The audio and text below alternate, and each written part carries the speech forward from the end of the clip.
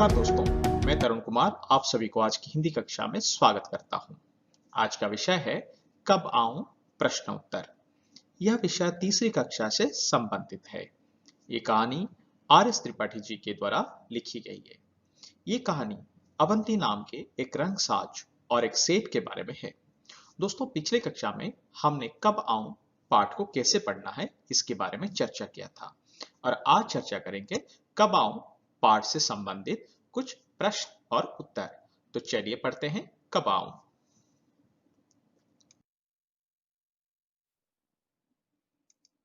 इस पाठ के उद्देश्य कहानी में दिए गए प्रश्नों के उत्तर लिख पाएंगे, पर्यायवाची शब्द लिख पाएंगे, मुहावरे लिख पाएंगे। आज पढ़ते हैं कब आऊं प्रश्न उत्तर। कहानी से सेठ ने किस रंग में कपड़ा रंगने को कहा। आप जानते हैं दोस्तों, सेठ ने जब अवंती को कपड़ा रंगने को कहा तब अवंती ने सेठ को उसके पसंद के बारे में पूछा था, लेकिन सेठ ने यह कहा था कि उनको कोई खास रंग का पसंद नहीं है। जैसे कि उन्होंने सारे रंग के बारे में बताकर कहा था इन्हीं रंग को छोड़कर कोई दूसरे रंग से रंगने के लिए। तो देखते हैं क्या है। सेठ को कोई खास रंग पसंद नहीं था, इसलिए उसने हरा, पीला, सफेद, लाल, नारंगी, नीला, आसमानी, काला और बैंगनी रंग से ना रंगाकर किसी दूसरे रंग से रंगने को कहा।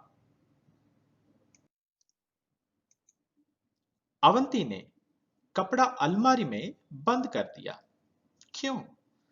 ये सभी को पता है। जब सेठ ने ऐसे कहा तो अवंती ने चालाकी से वो कपड़ों को अलमारी में बंद कर दिया।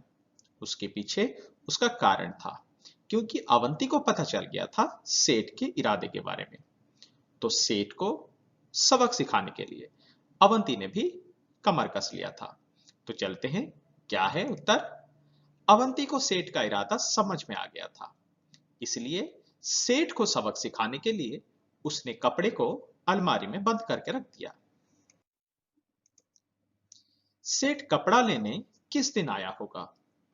सेठ कपड़ा लेने के लिए जब अवंती से पूछा था तब अवंती ने चालाकी से कहा था कि सप्ताह के सारे वार को छोड़कर, सारे दिन को छोड़कर किसी भी दिन आना है। अब यहां से पता चलता है कि एक हफ्ते में 7 दिन होता है और 7 दिन के बाद कोई दिन ही नहीं बचता है, तो सेठ आया भी कैसे होगा। और सेठ को भी अवंती के इरादे के बारे में पता चल गया, तो सेठ और कभी भी अवंती की दुकान पर नहीं आया होगा। सेठ कपड़ा लेने किसी भी दिन नहीं आया होगा, क्योंकि वह अवंती की बात को समझ गया था। कौन छुपा है कहां? नीचे के वाक्यों में कुछ हरी भरी सब्जियों के नाम छुपे हैं, ढूंढो तो जरा। यहां पर दोस्तों कुछ हरी भरी सब्जियां छुपे हुए हैं वाक्य में। हमें क्या करना है, उन हरी भरी सब्जियों को छांट कर लिखना है। जैसे कि पहला वाक्य है, अब भागो भी, बारिश होने लगी है। मामू, लीला मौसी कहां है? शीला के पास बैग नहीं है। रानी बोली, हमसे मत बोलो। तो दोस्तों, इस तरह के जो वाक्य है, और एक वाक्य देखिए, ये है, गोपाल कबूतर उड़ा दो।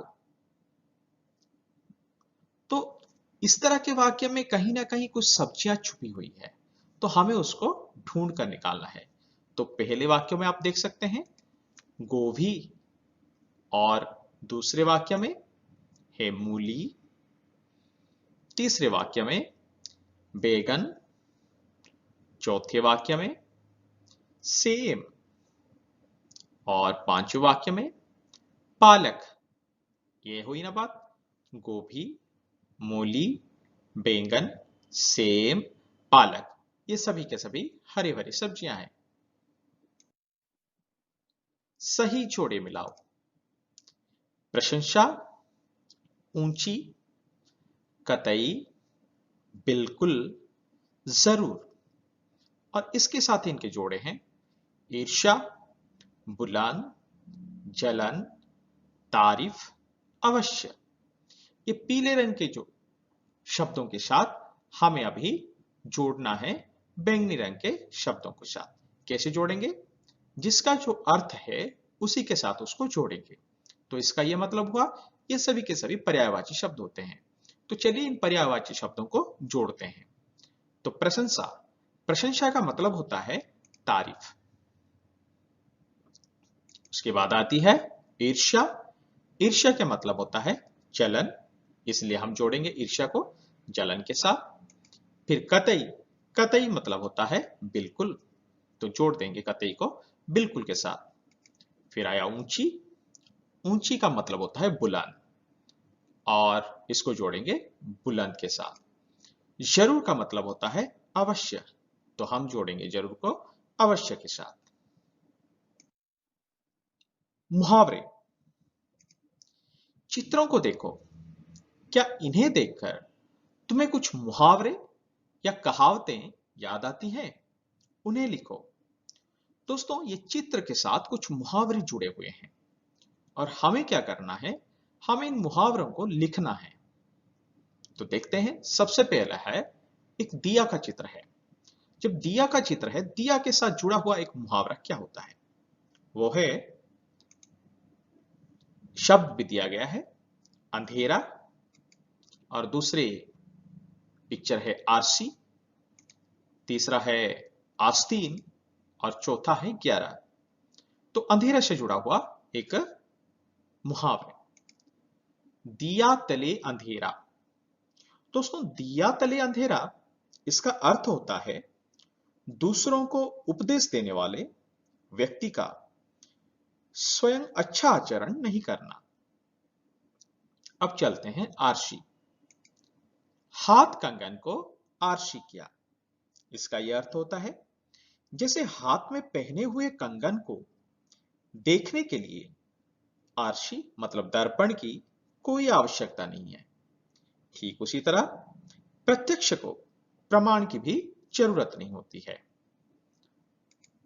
आस्तीन, आस्तीन से साथ जुड़ा हुआ मुहावरा है आस्तीन का सांप। आस्तीन का सांप का मतलब होता है मित्र के रूप में शत्रु या फिर दोस्त के रूप में दुश्मन। और है 11, एक और एक 11। इसका अर्थ होता है एकता में ही शक्ति होती है। कहो कहानी, विद्यालय, गुरुजी, छुट्टी, बंदर, डंडा, पेड़, केला, ताली, बच्चे, भूख। इन शब्दों को पढ़कर तुम्हारे मन में कुछ बातें आई होगी। इन सब चीजों के बारे में एक छोटी सी कहानी बनाओ और अपने साथियों को सुनाओ। तो ये शब्दों को लेकर हमें अब एक छोटी सी कहानी बनानी है और इस कहानी को हमें अपने साथियों को भी सुनाना है। तो चलते हैं, इन शब्दों को लेकर कहानी बनाते हैं। कल विद्यालय में खाने की छुट्टी के वक्त हम पेड़ के नीचे बैठे थे। तभी एक बंदर आया। सभी बच्चे ताली बजाने लगे। मैं उसे एक केला खाने को दिया। वो बहुत भूखा था। गुरुजी के हाथ में डंडा देखते ही वह पेड़ पर चढ़ गया। ये हुई कहानी उन शब्दों को जोड़कर। यहां पर इस कहानी में देख सकते हैं आपके सारे के सारे शब्द हैं, जैसे कि कल विद्यालय में मतलब विद्यालय, खाने की छुट्टी, छुट्टी वाला शब्द है, वक्त हम पेड़ के नीचे बैठे थे तो पेड़ भी शब्द है, तभी एक बंदर आया, बंदर भी शब्द है, सभी बच्चे ताली बजाने लगे तो बच्चे भी है, ताली, ये दोनों शब्द इसी वाक्य में है। मैं उसे केला खाने को दिया, इस वाक्य में केला नाम का शब्द है। वो बहुत भूखा था, तो यहाँ पे भूख का शब्द है। गुरुजी के हाथ में डंडा देखते ही वह पेड़ पर चढ़ गया, इस वाक्य में गुरुजी, डंडा और पेड़ तीनों शब्द हैं। इसी तरह आप कुछ और कहानी भी बना सकते हैं। उछालो, एक रुमाल या कोई छोटा सा कपड़ा उछाल कर देखो, किसका रुमाल सबसे ऊंचा उछालता है। रुमाल के साथ बिना कुछ बांधे इसे और ऊंचा कैसे उछाला जा सकता है?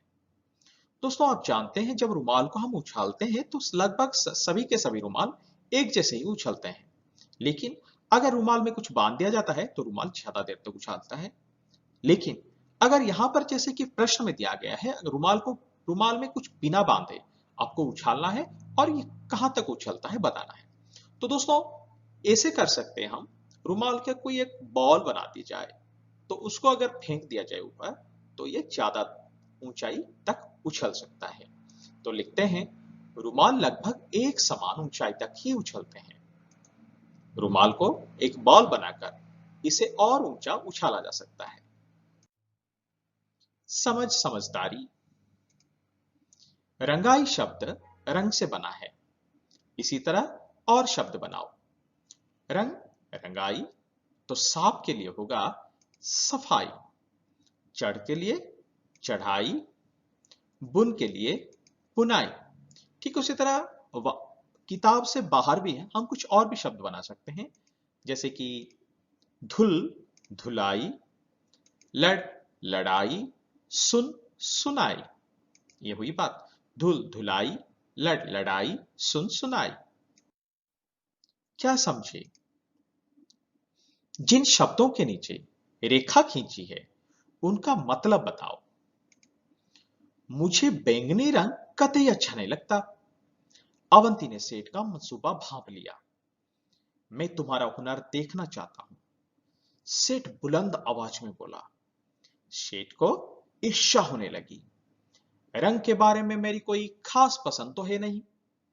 तो दोस्तों इन वाक्यों में कतई, मंसूबा, हुनर, आवाज, ईर्ष्या, खास, ये सभी रेखांकित है।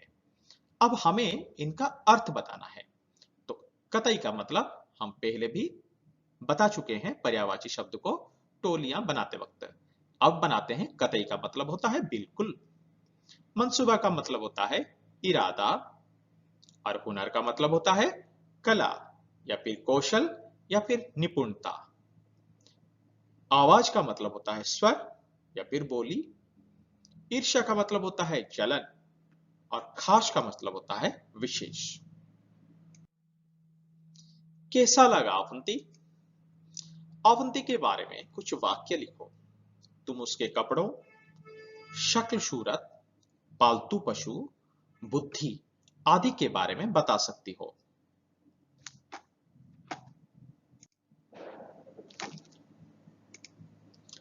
अवंती ने रंग बिरंगे कपड़े पहन रखे थे।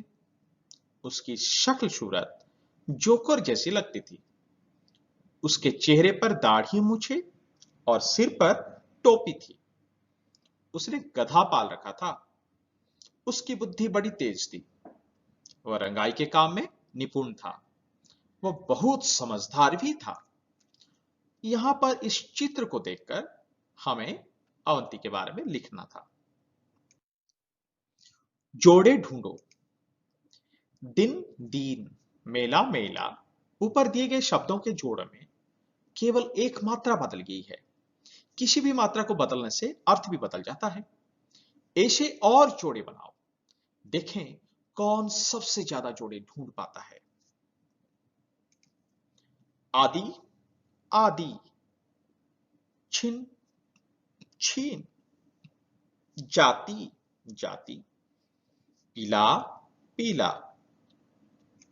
ठीक उसी तरह अनल अनिल, कुल कुल, मिल मील, देव देव।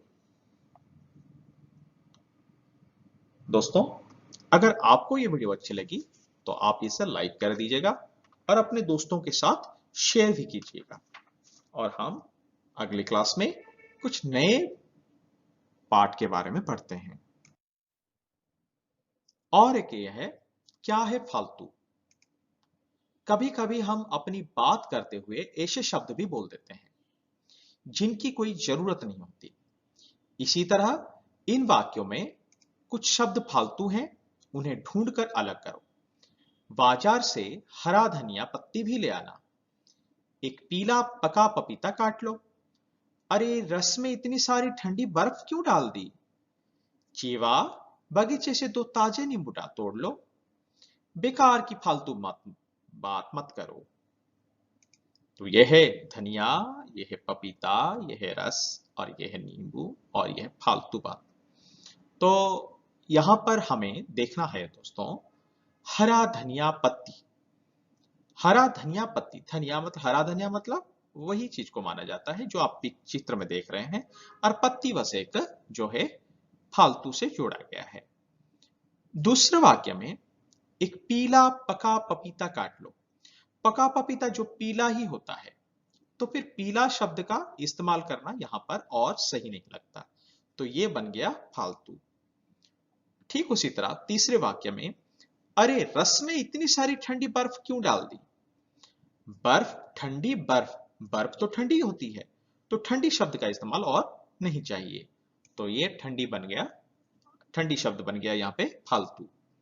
जीवा बगीचे से 2 ताजे नींबू तोड़ लो। तो फिर जब बगीचे में ही जाते हैं और नींबू बगीचे में है, तो फिर वो ताजे ही होते हैं, तो फालतू बन गया ताजे। बेकार की फालतू बात मत करो, यहां पर बन गया फालतू शब्द जो है फालतू ही है, क्योंकि बेकार की बात मत करो ये भी सही है, तो फालतू हमें कुछ एक्स्ट्रा जोड़ दिया गया है।